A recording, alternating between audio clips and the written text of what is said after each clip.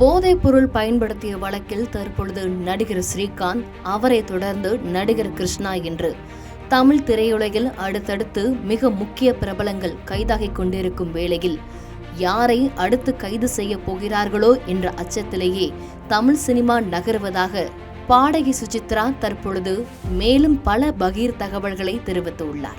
போதைப் பொருள் பயன்பாடு தமிழ் சினிமா உலகில் மிகவும் சாதாரணமாக நடைபெற்று வருவதாக பின்னணி பாடகி சுசித்ரா அண்மையில் அளித்த பேட்டி ஒன்றில் தெரிவித்துள்ளார். ஏற்கனவே போதைப் பொருள் பயன்படுத்திய விவகாரத்தில் நடிகர் ஸ்ரீகாந்தும் கிருஷ்ணாவும் போலீசாரால் பிடிபட்டிருக்கும் இந்த சூழ்நிலையில் மேலும் பல முன்னணி நடிகர்களும் நடிகைகளும் மற்றும் இயக்குநர்களும் இதில் மாட்டப் போகிறார்கள் என்றும் அவர்களின் பெயர்களையும் தெரிவித்துள்ளார் நடிகை சுசித்ரா. அவர் அளித்த பேட்டியில், சுச்சி லீக்ஸ் விவகாரத்தில் த்ரிஷாவும் கீதாஞ்சலி செல்வராகவனும் என் மீது வழக்கு தொடுத்தார்கள். அவர்கள் என்னிடத்தில் கொக்கைன் இருப்பதாகவும் நான் விற்பனை செய்து வருவதாகவும் புகார் அளித்தார்கள். காவல்துறை எனது வீட்டிற்கு வந்து சுமார் 2 மணி நேரம் சோதனை செய்தது. அவர்கள் எனது இரத்த மாதிரிகளையும் பெற்று சென்றனர். இறுதியில் என் மீது தவறு ஏதும் இல்லை என்பதால் காவல்துறையும் அமைதியாக சென்றுவிட்டது. ஆனால் இந்த விஷயத்தை நான் ஏற்கனவே பலமுறை கூறினேன். நான் பல திரைப்பிரபலங்களின் பெயர்களை மிகவும் தைரியமாகவே பல பேட்டிகளில் சொல்லி வருகிறேன். ஒருவர் போதைப் பொருள் விவகாரத்தில் ஒருவரின் பெயரை குறிப்பிட்டு பேசுகிறார் என்றால் ஆதாரம் இல்லாமல் பேசுவார்களா?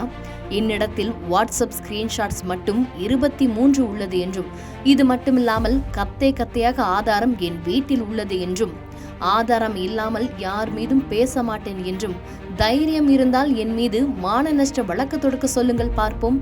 அப்படி அவர்கள் மான நஷ்ட வழக்கு தொடர்ந்தால் நான் என்னிடத்தில் இருக்கும் ஆதாரங்களை வெளியிடுவேன். அதை நீதிமன்றத்திலும் சமர்ப்பிப்பேன் என்றும் அவர் தெரிவித்துள்ளார். இதற்கு பயந்தே என் மீது எந்த வழக்கும் தொடுக்க மாட்டார்கள். ஏனென்றால் அது அவர்களுக்கும் தெரியும். அவர்கள் மீது தவறு இருக்கிறது என்றும் என்னிடம் ஆதாரம் இருக்கிறது என்றும் அவர் பகீர் தகவலை கூறியிருக்கிறார். மேலும் தமிழ் திரையுலகில் இந்த அளவுக்கு கொக்கைன் புழங்க காரணம் என்று ஒரு முன்னணி நடிகரின் பெயரை குறிப்பிட்டுள்ளார். அவர் தற்பொழுது துபாயில் இருக்கிறார் என்றும், அவரது சென்னை வீடு பூட்டியேதான் உள்ளது. அந்த வீட்டில் ரெய்டு நடத்தினால் கொக்கைன் கிடைக்க வாய்ப்புள்ளது என்றும் அவர் தெரிவித்துள்ளார். தமிழ்நாடு காவல்துறை இதனை விடுவதாக இல்லை என்றும், இந்த வழக்கில் மெயின் குற்றவாளியை பிடிப்பதில் தமிழ்நாடு காவல்துறை தீவிரம் காட்டி வருகிறது. இதில் பலியாடு போல மாட்டிக்கொண்டது நடிகர் ஸ்ரீகாந்த் மட்டும்தான். நடிகர் கிருஷ்ணாவுக்கு கொஞ்சம் அரசியல் இன்ஃப்ளூயன்சஸ் உள்ளதால் அவர் இதிலிருந்து வெளிவர அதிக வாய்ப்புகள் உள்ளது. ஒரு மூத்த இயக்குனருக்கு அவரது இயக்கத்தில் நடித்த நடிகை ஒருவர்தான் முதலில் இதை அறிமுகம் செய்து வைத்தார் என்றும் அடுத்தடுத்து அதிர்ச்சிகரமான தகவலை தெரிவித்துள்ளார். அதே நடிகையை அரவிந்த் சாமி மற்றும் அர்ஜுன் ஆகியோர் மிரட்டிவிட்டார்கள் என்றும், இதுபோல இனிமேல் எங்களிடம் பேச வேண்டாம் என்றும் அவர்கள் அந்த நடிகையை மிரட்டிவிட்டார்கள் என்றும் தெரிவித்துள்ளார். மேலும் இந்த வழக்கு விசாரணை முடிவில் பல பெரிய நடிகர்களும் நடிகைகளும் இயக்குநர்களும் சிக்கப் போகிறார்கள் என்றும், மற்றொரு நடிகை இதை விநியோகித்து வருகிறார் என்றும் அவர் தெரிவித்துள்ளார். ஏற்கனவே பல்வேறு சர்ச்சைகளால் பற்றி எரியும் தமிழ் சினிமா துறை சுசித்ராவின் இந்த பேட்டியால் மேலும் அதில் எண்ணெயை ஊற்றியது போல மேலும் பற்றி கொண்டிருக்கிறது.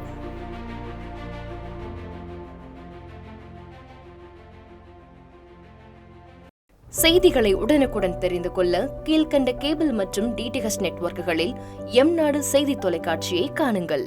பாதகம் செய்பவரை கண்டால் நாம் பயம் கொள்ளலாகாது பாப்பா.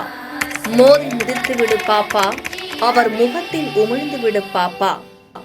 அண்மை செய்திகளை உடனுக்குடன் தெரிந்து கொள்ள இணைந்திருங்கள் எம்நாடு தொலைக்காட்சியுடன்.